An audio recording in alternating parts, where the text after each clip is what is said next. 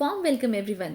I am Deepmala Sharma and आज हम class 9th के स्टूडेंट्स के लिए उनकी बुक बिहाइव का एक चैप्टर पढ़ने जा रहे हैं जिसका टाइटल है packing and it is written by Jerome K Jerome. Basically ये जो चैप्टर है ये जेरोम की लिखी हुई एक novel 3 Men in a Boat का एक एक्सट्रैक्ट है। होता क्या है बेसिकली कि इसमें जो राइटर हैं वही हमारे नैरेटर हैं, मीन्स जो ऑथर हैं जेरोम के जेरोम वही हमें ये स्टोरी सुना रहे हैं। He is narrating this story. तो वो नैरेटर एंड उसके दो फ्रेंड्स जॉर्ज और हैरिस ये डिसाइड करते हैं कि हॉलिडे मनाने के लिए घूमने के लिए जाएंगे। अब क्वेश्चन पैदा होता है कि जाने से पहले जो पैकिंग करनी है वो पैकिंग कौन करेगा। तो ऑथर जो है वो हमेशा ही पैकिंग के काम में अपने आप को एक्सपर्ट मानते थे। उनका ये मानना था कि वो पैकिंग में बड़े ही एक्सपर्ट हैं, बड़े अच्छे से पैकिंग करना जानते हैं। तो वो कहते हैं कि पैकिंग मैं करूँगा, तुम्हें काम मेरे ऊपर छोड़ दो। जॉर्ज और हैरिस जब इस बात के लिए एग्री हो गए तो उन्हें बड़ा बुरा लगा। उन्हें लगा कि उनका ये मतलब तो नहीं था कि वो अकेले ही पैकिंग करेंगे और जॉर्ज और हैरिस उनको आराम से बैठकर देखेंगे। लेकिन फिर भी उन्होंने जैसे तैसे करके पैकिंग कंप्लीट की, जिसमें से उन्होंने बार बार सामान को कुछ वो भूल गए, कुछ उन्होंने रखा, बार बार उन्होंने चीज़ों बैग्स को खोला, बंद किया, पैक किया। अब क्या हुआ कि उनसे फाइनली वो काम पूरा नहीं हो पाया। तो हैरिस और जॉर्ज ने कहा कि ऑलराइट, जो बाकी काम रह गया है वो पूरा कर देंगे। लेकिन जॉर्ज और हैरिस तो उससे भी खराब पैकर्स थे, उनसे भी वो काम अच्छे से कंप्लीट नहीं हो पाया। लेकिन फाइनली जैसे तैसे बहुत लेट नाइट तक उनका ये काम चला, उन्होंने पैकिंग कंप्लीट की। अब जो इवेंट्स और इंसिडेंट्स ऑथर ने इस सारे के सारे प्रोसेस में बताए हैं पैकिंग वाले में, वो बड़े ही ह्यूमरस और फनी वे में बताए हैं। तो जब हम चैप्टर को रीड करते हैं तो हम बहुत एंजॉय करते हैं। एक सिंपल सा इंसिडेंस है पैकिंग का। पैकिंग करनी है, जस्ट सामान की पैकिंग करनी है, लगेज की पैकिंग करनी है। एंड उस पैकिंग के इंसिडेंस को जेरोम ने जितना ब्यूटीफुली और फनी वे में एक्सप्लेन किया है, यही इस चैप्टर की खूबसूरती है। तो चलिए स्टार्ट करते हैं चैप्टर। लेकिन इससे पहले मैं आपको एक बार इंट्रोड्यूस करा देती हूँ हमारे इस चैप्टर के जो मेन कैरेक्टर्स हैं उनसे। तो जैसा कि मैंने आपको बताया कि यहाँ पर जो इस नॉवेल के एंड बेसिकली इस चैप्टर के जो ऑथर हैं उनका नाम है जेरोम के जेरोम। ये नैरेटर भी हैं, ऑथर भी हैं, राइट। और उनके दो फ्रेंड्स हैं जॉर्ज और हैरिस। लेकिन एक और बहुत ही इम्पॉर्टेंट कैरेक्टर है मॉन्टमोरेंसी। मॉन्टमोरेंसी जो है वो दरअसल एक डॉग का नाम है। और जैसे जो आपकी जो ये नॉवेल है 3 Men in a Boat, इसका सब टाइटल है नॉट टू से ऑफ द डॉग। यानी कि डॉग इतना ज़्यादा इंपॉर्टेंट है कि यहाँ पर ब्रैकेट्स में पैरेंथेसिस में मेंशन किया है कि नॉट टू से ऑफ द डॉग, की डॉग की कोई बात नहीं करेगा। क्योंकि बेसिकली जब आप इस चैप्टर को पढ़ोगे तो आपको डॉग के बारे में भी ऐसी ऐसी बातें पता चलेंगी, मॉन्टमोरेंसी के बारे में भी ऐसी ऐसी बातें पता चलेंगी जिनको पढ़कर आप बहुत हंसोगे। तो चलिए स्टार्ट करते हैं ये फनी चैप्टर। और इस वीडियो में मैंने आपको प्रोवाइड की है इस चैप्टर की समरी। हम डिटेल्ड समरी समझेंगे और उसके बाद मैंने NCERT बुक के सभी सॉल्यूशंस आपको प्रोवाइड किए हैं डिफरेंट स्लाइड्स पे। एंड साथ के साथ मैं इंपॉर्टेंट कैरेक्टर स्केचेस भी आपको वीडियो के एंड में प्रोवाइड करूंगी। तो let's get started with the summary of the chapter. The author and his friends decided to go on a holiday. Author और उसके फ्रेंड्स ने डिसाइड किया कि वो हॉलीडे मनाने के लिए जाएंगे। The question of packing the things for the journey arose. अब प्रश्न पैदा हुआ कि पैकिंग कौन करेगा। The narrator decides to pack as he felt pride on his packing skills. Narrator ने कहा कि पैकिंग वही करेगा, मीन्स जेरोम के जेरोम जो नैरेटर है उन्होंने डिसाइड किया कि वो पैकिंग करेंगे क्योंकि वो एंजॉय करते हैं इस काम को और बड़ा ही अच्छे से एक्सपर्टली वो पैकिंग का काम करना जानते हैं। He is quite skilful in this task. He offer to do the packing. George and Harris his friends were impressed by that. George और हैरिस जो कि हमारे नैरेटर के फ्रेंड्स हैं वो बहुत ही खुश हुए इस बात से। उन्होंने तुरंत हाँ भर दी कि ठीक है, ऑल राइट, तुम पैकिंग करना चाहते हो तो तुम पैकिंग करो। They relaxed by lighting a cigar and pipe respectively that the narrator would do the packing. अब जॉर्ज और हैरिस बहुत ही रिलैक्स होकर बैठ गए कि भी चलो ठीक है, अब हम आराम से बैठते हैं क्योंकि अब नैरेटर जो हैं वो खुद ही पैकिंग करेंगे। But the narrator had intended that George and Harris would pack. लेकिन नैरेटर की ये इंटेंशन नहीं थी कि जॉर्ज और हैरिस जो है वो पैकिंग ना करें। अब ये क्या मतलब हुआ। आप कहोगे कि मैम अभी तो आपने ये कहा कि नैरेटर जो है वो खुद पैकिंग करना चाह रहे थे, आप नैरेटर ये कह रहे हैं कि जॉर्ज और हैरिस जो है वो पैकिंग ना करें, वो ऐसा नहीं चाहते थे, राइट। तो कैसे। And he would boss over them. तो बेसिकली नरेटर ये चाहते थे कि वो एक्सपर्ट है पैकिंग में, तो वो केवल जस्ट सुपरवाइज करेंगे, वो उनको बॉस ओवर करेंगे, निरीक्षण करेंगे उनका पैकिंग करते हुए, उनको इंस्ट्रक्शंस देंगे कि तुम ये सामान रखो, तुम ये सामान रखो, तुम इस तरह से पैकिंग करो, तुम उस तरह से पैकिंग करो, ऑलराइट। और जॉर्ज और हैरिस जो है वो सिंपली उनकी इंस्ट्रक्शंस को फॉलो करेंगे। When they relaxed he was irritated. तो जब जॉर्ज और हैरिस आराम से बैठ गए, उसे बहुत इरिटेशन हुई, उसे बहुत फ्रस्ट्रेटेड फील हुआ। Peoples not doing anything greatly irritated him. तो जो कोई आदमी, इंसान ऐसे होते थे जो काम नहीं करते थे, जस्ट बैठकर उसको देखते थे, उसे बहुत इरिटेटिंग फील कराते थे। और उनको बहुत बुरा लगता था कि वो खुद काम कर रहा है और कोई जो है वो काम में हेल्प उसकी नहीं कर रहा, या जस्ट सिंपली उसको बैठकर देख रहा है। तो वो अपनी पास्ट मेमोरीज से भी एक इंसिडेंस बताते हैं कि इस तरह से एक कोई और आदमी था और वो बस सोफे पे बैठा रहता था, देखता रहता था ऑथर को काम करते हुए। तो ऑथर को ये चीज़ भी अच्छी नहीं लगती थी कि वो आराम से बैठा है और ऑथर काम किए जा रहा है। तो ऑथर क्या चाहता था? He couldn't sit still and see others working. Author कहता है अपने बारे में कि वो ऐसा इंसान नहीं था जो केवल सिंपली बैठा रहे और औरों को काम करते हुए देखता रहे। तो he would enjoy getting up and overseeing others working. He hated seeing people doing nothing when he was working. तो बेसिकली ऑथर ये चाहता था कि वो अगर कोई और काम कर रहा है तो खड़ा होकर उसे सुपरवाइज करे, उसे इन्वेस्टिगेट करे, उसे इंस्पेक्ट करे, ओके, उसका निरीक्षण करे, उसको देखे कि वो जो काम कर रहा है वो ठीक कर रहा है या नहीं, और उसे ये बताए कि तुमने काम सही किया है या नहीं किया है, तुम ये काम इस तरह से करो या इस तरह से ना करो। तो देखिए इस तरह से ये ह्यूमरस चैप्टर है। चलिए, the narrator started the packing. Narrator ने अपनी पैकिंग करना स्टार्ट कर दिया। He had finished packing in a short time. और उसने सारा सामान पैक करके रख दिया। अब Harris told him that he had forgotten to put the boots in. अब हैरिस ने उसको याद दिलाया कि तुम बूट्स अंदर रखना भूल गए। बूट्स का मतलब shoes. He open the bag and pack the boots in. अब नरेटर को गुस्सा तो बहुत आया कि ये हैरिस पहले नहीं बोल सकता था कि मैंने बूट्स नहीं रखे हैं या मैं बूट्स रखना भूल गया हूँ। तो नरेटर ने फिर से बैग को खोला और बूट्स को अंदर रख दिया। He was going to close it. तभी वो उसे बंद करने वाला था, लेकिन तभी की तभी नरेटर को खुद ध्यान आया कि क्या उसने अपना टूथब्रश पैक किया है। Just then he had an idea that he packed his toothbrush. He had some wild memories with his toothbrush. और नरेटर को हमेशा से ही टूथब्रश की चिंता रहती थी। उसके पास जो एक्सपीरियंसेस थे वो भी इस तरह के एक्सपीरियंस थे कि उसको टूथब्रश के लिए जो है थोड़ा सा वो ज़्यादा पॉजेसिव होता था, या हम कह सकते हैं कि काफ़ी कंफ्यूज हो जाता था कि उसने टूथब्रश को पैक किया है या नहीं। अब नरेटर ने स्टार्ट किया अपने टूथब्रश को बैग में ढूंढना।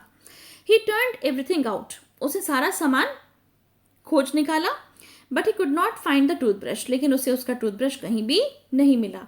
ही found brushes of George and Harris more than 18 times over. बार बार सामान को ढूंढते ढूंढते कम से कम 18 बार से भी ज्यादा बार उसे जॉर्ज और हैरिस के टूथब्रशेस तो मिल गए थे, but he couldn't find his own. लेकिन उसको अपना खुद का टूथब्रश नहीं मिला। So he put the things back one by one. तो इसलिए उसने क्या किया, एक एक करके सारा सामान बाहर निकालना शुरू कर दिया। Then he found the toothbrush inside a boot. लेकिन फिर भी उसको सामान नहीं मिला। तो उसने क्या किया कि पूरा का पूरा बैग का सामान जो है वो एकदम से सारा बिखेर दिया, और तभी वो जो टूथब्रश था वो उसको एक जूते के अंदर, एक बूट के अंदर मिला। आप देखिए बेटा, ये क्वेश्चन काफ़ी इंपॉर्टेंट है। एग्जामिनर्स का फेवरेट क्वेश्चन है ये, कि वो हमेशा पूछ लेते हैं कि जो जिरोम है उसको फाइनली अपना टूथब्रश कहाँ मिला। ओके, तो he found the toothbrush inside the boot. He repack the things once more. और फिर उसने क्या किया कि फिर से जो सामान है उसको फिर से पैक कर दिया। The narrator finished packing the bag. Soon George asked if the soap was in. तो नरेटर ने तो अपनी ओर से पैकिंग फिनिश कर दी, लेकिन तभी जॉर्ज ने कहा कि क्या तुमने सोप पैक कर ली। But the narrator was in anger. अब नरेटर को काफ़ी गुस्सा आ चुका था। He won't open the bag again. उसने कहा कि सोप रह गई तो रह गई, उसकी चिंता मुझे नहीं है। ओके, और अब उसने डिसाइड किया कि वो दोबारा से बैग को नहीं खोलेगा। However, he found that he had packed his tobacco pouch in it. और फिर उसको ध्यान आया कि भी उसने अपना टोबैको पाउच तो पैक कर लिया है ना। So he had to reopen the bag. लेकिन फिर से उसे इसीलिए जो है ये चेक करने के लिए कि टोबैको पाउच पैक किया है कि नहीं, फिर से बैग को खोलना पड़ा। अब वो इतना इरिटेट हो चुका था कि जॉर्ज और हैरिस ने कहा कि okay we will do rest of the packing. Then George and Harris undertook to do the rest of the packing. Okay, अब क्या था कि मेन सामान पैक हो गया था, लेकिन जो खाने पीने का सामान था जो कि हम सोच लेते हैं कि भी अलग से पैक करेंगे, वो सामान केवल रह गया था. तो इस चीज़ के लिए जॉर्ज और हैरिस ने कहा कि all right now they will do the packing of those eatables.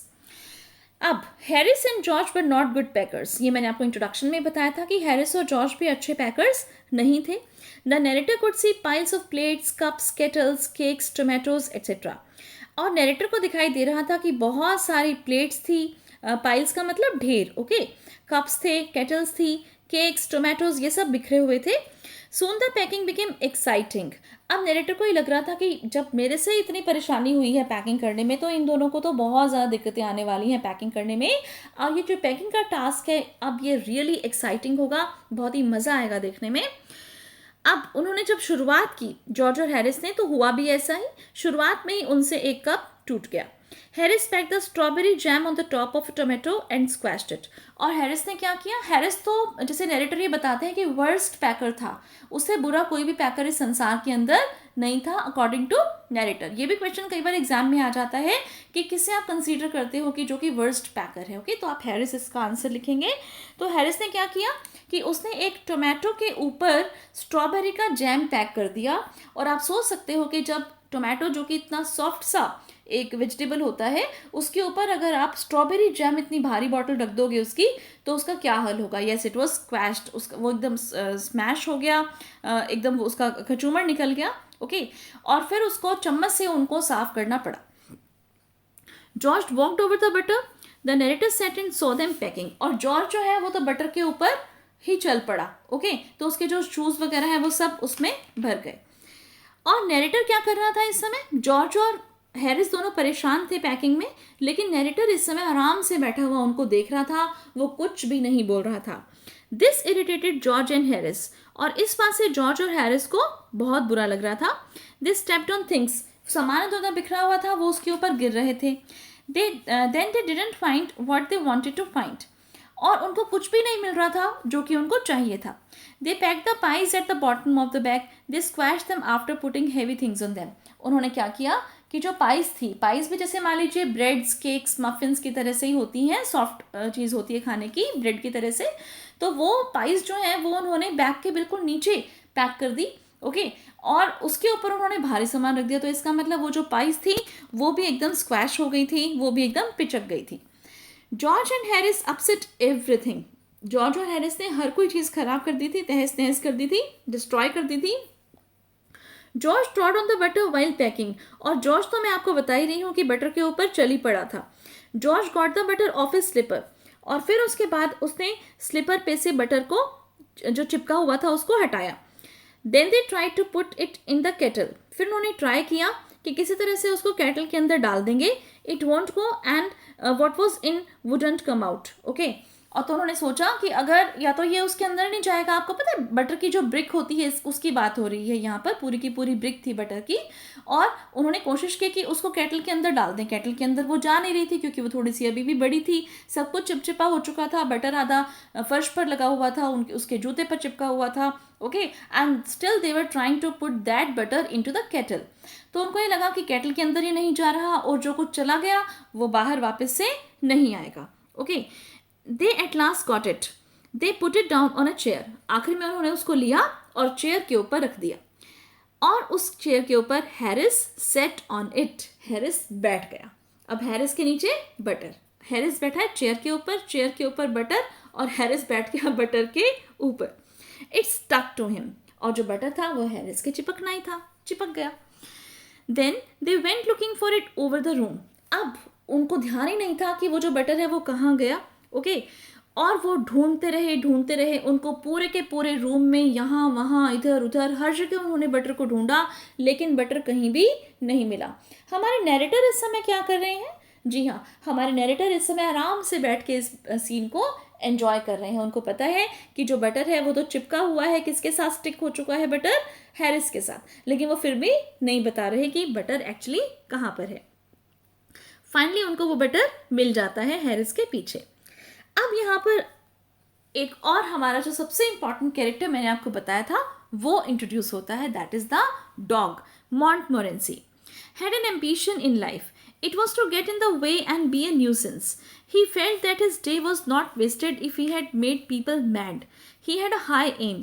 It was to get somebody stumble over him and curse him. अब यहाँ पर जो नैरेटर हैं वो डॉग को जिस तरह से इंट्रोड्यूस करते हैं, उसके बारे में जो बात बताते हैं वो वास्तव में बहुत ही फनी है. ओके, तो नैरेटर बताते हैं कि जो डॉग है मॉन्टमोरेंसी, उसकी एक एम्बिशन है, मीन्स उसकी एक इच्छा है, एक अभिलाषा है अपनी लाइफ में. ओके, तो क्या अभिलाषा है? उसकी अभिलाषा है कि वो सबके बीच में आए, सबके रास्ते में आए, और न्यूसेंस का मतलब कोई भी इस तरह की चीज़ करे जो किसी को परेशानी खड़ी करे. ओके, किसी को चिढ़ाए. He felt that his day was not wasted if he had made people mad. और वो ये सोचता है कि अगर उसने किसी को पागल नहीं बनाया है तो उसका मतलब उसका जो दिन है वो खराब चला गया है. ओके, तो मतलब इतना ज़्यादा वो डॉग, आप सोच सकते हो कि इंसान को इरिटेट कर देता है कि लोग एकदम पागल होने को हो जाते हैं. He had a high aim. और इस तरह से उसका जीवन में एक बहुत बड़ा उद्देश्य है, बहुत बड़ा लक्ष्य है. क्या? It was to get somebody stumble over him and curse him. और उसका ये उद्देश्य है कि वो लोगों को चीज़ों पर से गिराए, ओके, ताकि लोग उसको गालियाँ दें, उसको कर्स करें. तो मॉन्टमोरेंसी आ गया जी. He sat down on the things when these were to be packed. और वो अब इधर उधर सामान के ऊपर बैठ रहा था. किस सामान के ऊपर? जिसे अभी पैक किया जाना था. He put his leg into the jam. उसने अपनी टांग जैम के अंदर घुसा दी. He put his leg into the jam. He pretended the lemons were rats and put those into the hamper. और अब जो है उसने क्या किया कि जो लेमन्स थे, लेमन्स को उसने जैसे लेमन्स के ऊपर जो अटैक किया, क्या सोचकर कि वो कोई रैट्स हैं. Harris said that the narrator only made the dog do all that, but it was natural for a dog to do like that. और हैरिस ने क्या ब्लेम किया नैरेटर को कि उसी की वजह से ये जो डॉग है ये इस तरह की हरकतें कर रहा है, वो उसको एंकरेज कर रहा है कि वो उन्हें डिस्टर्ब करे. ओके, और लेकिन फिर नैरेटर तो ये कह रहा था कि भी इस तरह के डॉग को एंकरेज करने की कोई भी ज़रूरत नहीं थी. जिस डॉग का उद्देश्य यही था कि भी वो लोगों को मजबूर करे कि वो उन्हें गालियाँ दें, उसके सिर पर चीज़ें फेंकें. ओके, नहीं तो उसका दिन जो है वो बेकार हो जाएगा. इस तरह से वो डॉग सोचता था. अब ये जो डॉग था इसके बारे में एक और जो बात है, एक और ख़ास बात वो ये थी कि फाइनली जो है इसको इतना ज़्यादा इसने परेशान कर दिया था इन सबको कि फाइनली इससे छुटकारा इन्होंने पाया जब उन्होंने उसके ऊपर एक पैन से अटैक किया. ओके, तो इस तरह से डॉग से बड़ी मुश्किल से पीछा छूटा. They decided to sleep after packing was done. The packing was done. Okay, अब जो है पैकिंग जो है वो काम पूरा हो चुका था. इस समय जो टाइम था वो था 12:50 AM. Harris said that he had hoped nothing would be found broken. और हैरिस ने आखिर में यही उम्मीद की कि शायद कुछ भी टूटा हुआ ना मिले. Then they decided to sleep. और फिर उन्होंने सोचा कि अब वो सो जाएंगे. Harris asked the narrator if he preferred to sleep inside or outside the bed. अब उन्होंने टॉस किया कि कौन बेड के अंदर की साइड सोएगा, कौन बाहर की साइड. तो हैरिस और नैरेटर ने साथ सोना था, तो नैरेटर ने कहा कि वो तो जो है बेड के अंदर की साइड सोना पसंद करेगा. अब उनके बीच में फिर से आर्ग्यूमेंट होता है जब जॉर्ज उनसे पूछता है. George asked when he should wake them up, कि उन्हें वो कब जगाए. तो they started to argue over the time. Finally they decided to wake up at 6:30 in the morning. तो नैरेटर जो है वो ये कहता है, जब जॉर्ज ने पूछा कि कितने बजे जगाए, तो नैरेटर ने बोला कि उसे कुछ लेटर्स लिखने हैं तो वो 6 बजे जगना चाहता है. और हैरिस ने कहा कि नहीं, वो 7 बजे जगेंगे. ओके, तो इतनी जल्दी जग के क्या करेंगे, राइट. तो इसके बीच में उन दोनों में काफ़ी फाइट हो जाती है और फाइनली वो डिसाइड करते हैं कि वो 6:30 पर जगेंगे. जब वो जॉर्ज को ये बात बताते हैं कि वो 6:30 पर उनको जगाए, तो वो देखते हैं कि जॉर्ज तो वहाँ पे है ही नहीं. फिर वो ध्यान से देखते हैं तो जॉर्ज तो जाकर कब का सो भी चुका होता है. तो इस तरह से ये स्टोरी हमारी एंड होती है. लेकिन अब भी ये जो फ्रेंड्स होते हैं ये इतने शरारती होते हैं आपस में कि वो ये काम करते हैं कि जहाँ पर जॉर्ज सो रहा होता है वहाँ पे एक बाथ टब, पानी का भर के एक टब रखाते हैं, ताकि जैसे ही वो जगे तो वो सीधा जो है वो बाथ टब के अंदर ही गिर जाए. तो इस तरह से हमारी ये funny story, humorous story end होती है.